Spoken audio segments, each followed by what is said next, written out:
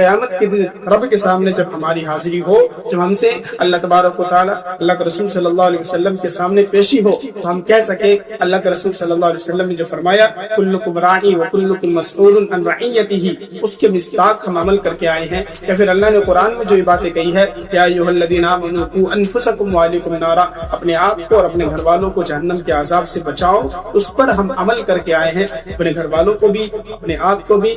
ہر اس کام سے بچائے جس کام سے اللہ اور اس کے رسول صلی اللہ علیہ وسلم کی ناراضگی ہوتی ہے۔ انما المؤمنون اخوة فاصلحوا بين اخويكم واتقوا الله لعلكم ترحمون، صدق الله العظيم۔ وقال النبي صلی اللہ علیہ وسلم المسلم اخو المسلم۔ محترم سامعین کرام، میں آپ کے سامنے دو ویڈیو پیش کروں گا، جس ویڈیو کے اندر آپ دیکھیں گے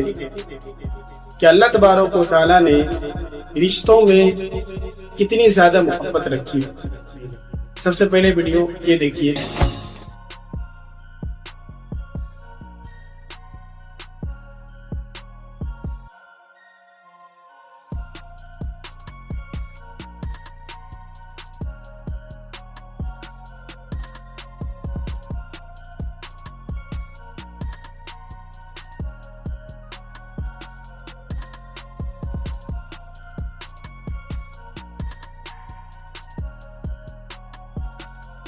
اس ویڈیو کے اندر آپ نے دیکھا کہ ایک چھوٹی سی بچی ہے، اپنے بھائی کو بچانے کے لیے استاد سے پیار کر رہی ہے، استاد کے گلے پر ہاتھ پھیر رہی ہے کہ میرے بھائی کو مت مارو، میرے بھائی کو مت مارو۔ میرے دوستو، اللہ تبارک و تعالیٰ نے بھائی بہن کے رشتے کو، ماں باپ بیٹے جو اپنا خونی رشتہ ہوتا ہے، اس رشتے کے اندر اتنی زیادہ محبت ڈالی ہوتی ہے کہ انسان یہ کہتے ہیں نا، چوٹ کہیں اور لگتی ہے، درد اپنے رشتوں میں ہوتا ہے۔ اپنے بھائی، اگر بھائی کو چوٹ لگے تو بہن کو درد ہوتا ہے، بہن کو چوٹ لگے تو بھائی کو درد ہوتا ہے۔ تو اس طریقے سے اللہ تبارک و تعالیٰ نے خونی رشتے میں محبت ڈالی ہے کہ جس طریقے سے ہم مثال دے سکتے ہیں کہ اگر بٹن ہم یہاں دبائے تو لائٹ کہیں اور جلتی ہے، اسی طریقے سے اگر بھائی کو چوٹ لگے تو درد بہن کو ہوتا ہے۔ اس ویڈیو میں ہم دیکھ سکتے ہیں، لیکن یہی بھائی جب بڑے ہوتے ہیں، بڑے ہونے کے بعد جب ماں باپ کی جو جائیداد ہوتی ہے، میراث کی جب تقسیم ہوتی ہے، تو یہی بھائی لوگ اس میراث میں اپنی بہنوں کا حصہ نہیں دیتے، جبکہ قرآن نے ہمیں صاف طور پر اس بات کو کہا ہے کہ ہر ماں باپ کی جائیداد میں اس کی بہنوں کا حصہ ہوتا ہے۔ لیکن آج کا جو ہمارا معاشرہ ہے، اپنی بہنوں کو، یعنی باپ یا پھر باپ اپنی بیٹیوں کو شادی کرا کر کے یہ کہہ کے اپنی بیٹیوں کو اور اپنے بہنوں کو محروم کر دیتا ہے کہ ان کی شادی میں ہم نے 10 لاکھ روپیہ خرچ کیا، 5 لاکھ روپیہ خرچ کیا، 3 لاکھ روپیہ خرچ کیا، اس لیے ہم اس کو میراث میں حصہ نہیں دیں گے۔ میرے دوستو، یہ تو ماں باپ کی ذمہ داری ہوتی ہے کہ ان کے گھر میں بیٹی پیدا ہوئی ہے، خوش نصیبی ہے۔ اب اللہ کے رسول صلی اللہ علیہ وسلم کا فرمان ہے کہ اگر تمہارے گھر میں بیٹی پیدا ہو اور اس کو پوس پال کر بڑا کرو، بڑا کرنے کے بعد اس کے اچھے گھرانے میں رشتے لگوا دیے، تعلیم حاصل کرا دی اچھے طریقے سے، تو اللہ کے رسول صلی اللہ علیہ وسلم نے فرمایا کہ جنت میں وہ اس طریقے سے ہوگا جیسے میرے ہاتھ کی یہ 2 انگلیاں ہیں۔ ذرا سوچ کر دیکھیں، یہ تو بیٹی کی فضیلت تھی،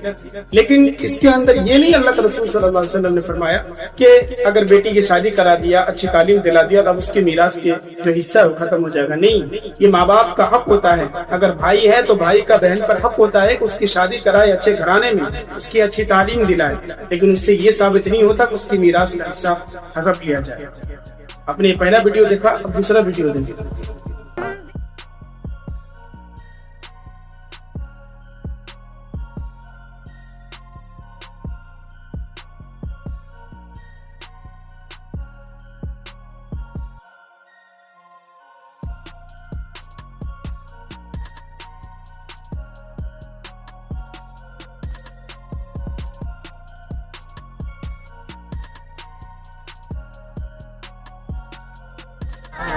اس ویڈیو کے اندر بھائی اور بہن کی محبت بتائی جا رہی ہے۔ تو دونوں کا رشتہ اللہ تبارک و تعالیٰ نے اتنا پاکیزہ اور اتنا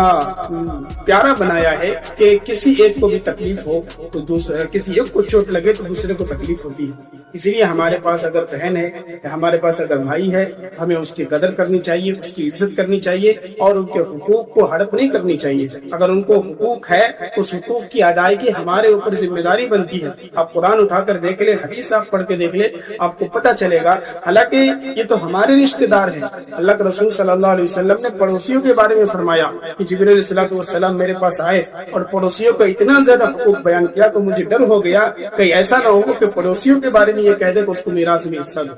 یہ تو پڑوسیوں کے بارے میں حقوق ہے، تو ذرا سوچے رشتہ داروں کے بارے میں کیا حقوق ہوگا۔ اس لیے ہمارے گھروں میں اگر ماں بہن ہے تو اس کی عزت کرے، اس کو پیار محبت سے رکھے، جس چیز کی ضرورت ہو اسے عطا کرے، تاکہ کل قیامت کے دن رب کے سامنے جب ہماری حاضری ہو، جب ہم سے اللہ تبارک و تعالی اللہ کے رسول صلی اللہ علیہ وسلم کے سامنے پیشی ہو تو ہم کہہ سکے اللہ کے رسول صلی اللہ علیہ وسلم نے جو فرمایا کلکم راعی وکلکم مسئول عن رعیتہ،